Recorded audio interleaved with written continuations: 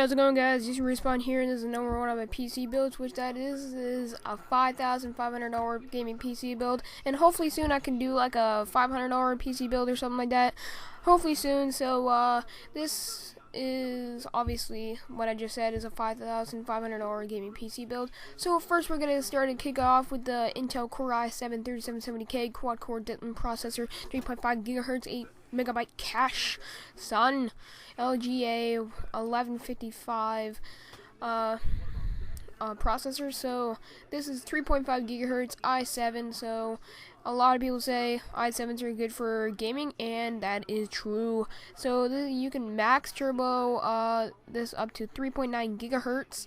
So basically, the price on this CPU, which that is right in front of your face right there, $451.99.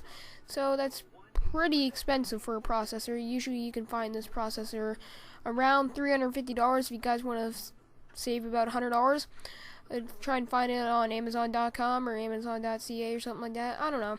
But now we're gonna go with the CPU cooler, which that will be cooling this master's Intel Core i7, which that is the Corsair Hydro Series H100i Extreme Performance Liquid CPU Cooler, which that is a dual length 240mm radiator for increased surface area and cooling, which that this is $119.99.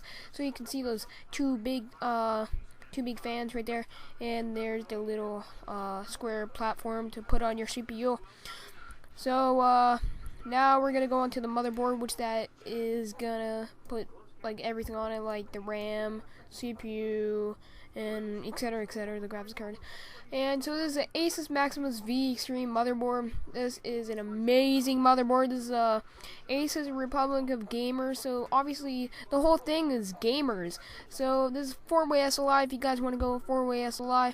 But I'm pretty sure you guys are gonna go like the graphics cards that I prepared for this build. But if you guys I'll talk more about the graphics card when I get into the graphics cards. But anyways, 4-way SLI, amazing. And as you can see, those little black things in between the red lines right there of the 4, yeah, those are for like sound cards or like capture cards or whatever. I'm not 100% sure, but this is $399, and this is a pretty expensive board. So now we're gonna go to the graphics card, which that is times two EVGA GeForce GTX 690s, the fastest graphics cards on the planet. So most people say Titans are the fastest. No, they're not. They're meant for rendering. If you guys are gonna go for an editing PC build, go with the Titan. The Titan is the top of the line rendering graphics card. But if you guys were gonna compare like other like graphics cards like the 7970 or something like that, it will probably beat it in gaming anytime, anywhere. Since how the Titan is like the third fast graphics card in the world. I think it's like the 690, then the 7990 AMD, and then it's the Titan, and it's the 780 or something like that. I don't know. But this is 950 megahertz GPU with 1019 megahertz boost clock, 3072 CUDA cores, not SLI, then 6144 CUDA cores with SLI. So with two GPUs, this is going to cost $1,990.18, and just for one of these things, it's going to cost $995.09. So this is a pretty expensive graphics card, obviously, because most graphics cards that people buy is around $400 or $500. So now we're going to go on to the case, which that will be holding all of our products in. So this is the main part, not the CPU, not the motherboard. This is where you're going to hold all of it, unless you're just going to have an open PC, whatever. So this is a Corsair Series 800D full tower case. Is really popular for its size and its styles. So you can read that big ass description right there, but I'm not gonna go to. But if you guys want to pause the video and like do that, it'll probably help you out, whatever. But this is a $256.84 a case, so that's pretty It's pretty expensive for a case, since how cases are usually like below $200. So now we're gonna go to the RAM, which that is like an expensive part to our build. This is not Corsair Vengeance, this is Corsair Dominator Platinum, 32 gigabytes of DDR3, 1866 megahertz CL10 kit, 4 times 8 gigabytes. So this is pretty insane, and you can also read that description. I'm pretty sure this is LEDs inside or something like that, but I know there's a fan inside this RAM, which that is insane, because usually all the other RAM doesn't come with fans. At least I don't think so. But this is $384.99. This is almost as much as the motherboard, goddammit. So if this motherboard supports 64 gigabytes RAM, you guys can go with that or whatever, but you don't need more than 8 gigabytes RAM for gaming, but whatever. So now we're going to catch on to the hard drive, which that will be putting all of our media, things like that on. And this is going to be a lot of storage, so keep up.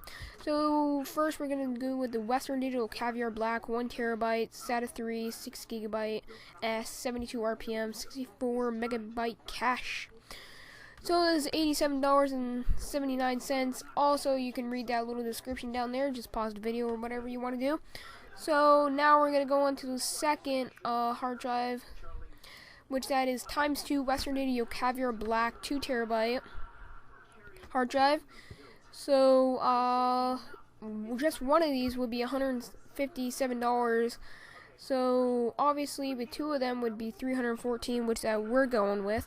So if you guys want to just stay tuned for the next hard drive, and all you have to do is just go for that. And yeah, so obviously all the sales and everything on different websites and everything, it's gonna get a lot cheaper.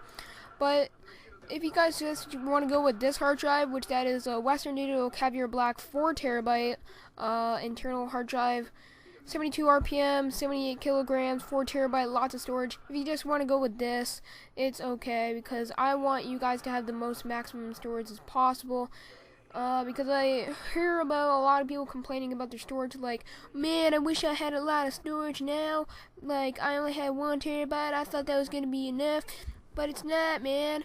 I need more. So I prepared the most out of that. But if you guys just want to go 4 terabytes, that's okay. So that will cost you $294, and obviously with the sales, we'll probably bunch it down to like $200 or something like that. So now let's go on to the SSD, which that you'll probably need to boot up your computer really fast. So Samsung 840 Pro Series 2.5 inch 256 gigabyte SATA 3 internal solid state drive, SSD, whatever.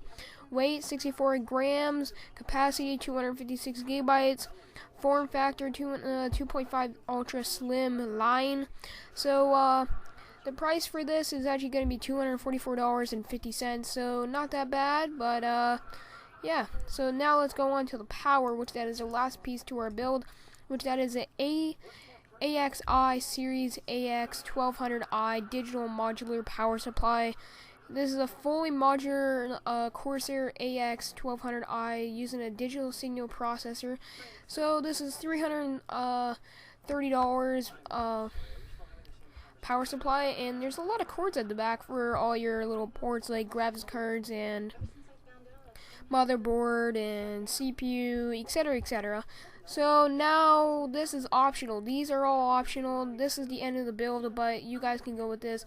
If you guys want to go in the operating system, which that would be Microsoft Windows 7 Home Premium Edition 64-bit, would cost you like $97.